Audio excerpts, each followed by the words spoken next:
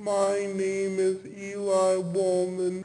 I was born in 1911 in Warsaw, Poland. I was a prisoner in Auschwitz Concentration Camp. Auschwitz is near Krakow, Poland. The overcrowded living spaces had leaky roofs, and many prisoners were suffering from diarrhea, which made difficult living conditions worse. The housing was infested with vermin and rats. There was always a shortage of water for washing, and almost everyone had lice and fleas. There was no bathroom, only a bucket. We were transported in big train cars. Hundreds of men, women, and children were packed into the cars for days. There was no room to move, no bathroom, and no air. People dropped dead, and their bodies were left there. We received 3 meals per day. In the morning, we received disgusting, unfiltered, watery coffee. At noon, we had about a liter of soup, the main ingredients of which were potatoes, rutabaga, and small amounts of groats, rye flour, and awful food extract. The soup was absolutely repulsive, and newly arrived prisoners were often unable to eat it, or only could do so in disgust. We slept on bunk bed shelves made of wood and had 5 to 6 people squeeze onto one. We had no insulation from the cold or heat. The wooden roofs often leaked, and the straw sometimes supplied as bedding was soon filthy and wet. Hopeless is one word I would use to describe the atmosphere of the camp. Fear of being killed at any moment and the terrible conditions created a horrific atmosphere. No, women and men were separated, and since women couldn't work, they were killed much faster than the men. My wife was instantly killed when she arrived, and my children were too young to work, so they were also murdered. When I first arrived at Auschwitz, I still had weight to me. I was fit enough for them to send me to work. By the end of the war, I looked like a skeleton. Our diet consisted of barely enough food to sustain a child. We were malnutritioned and constantly physically active, so it was impossible to maintain a healthy weight. I felt immense anger towards the Nazis and Hitler. How could someone hate millions of innocent people based on religion alone? My only crime during the war was being Jewish. The mental toll of being in a concentration camp was almost worse than the physical. We knew that all of our friends and family were being killed just buildings over.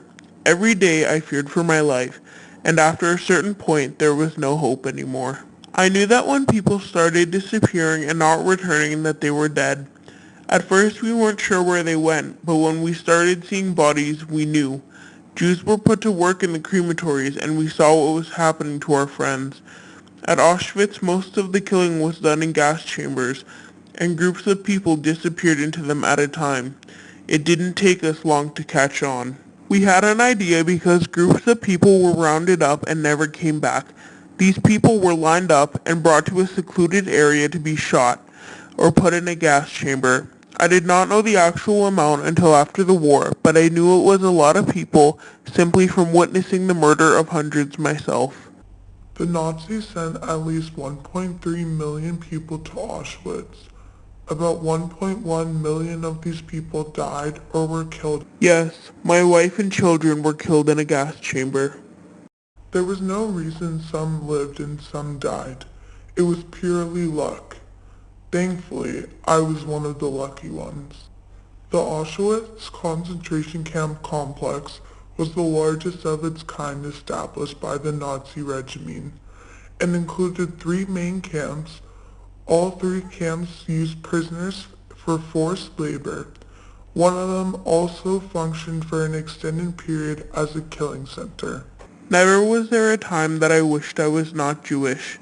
Because of what happened to me, my religion is very important, and nothing will make me lose sight of that. No, although it was very hard to believe that one day me and my fellow prisoners would be set free from this terrible place. I knew God would not let us all die like this. Well, at least I hope. I was scared of the guards and how they treated us. I always worked extra hard because I feared what may happen next if I didn't meet their standards. Anxiety and the fear of making a mistake made it very hard to get jobs done, and even harder when guards were watching.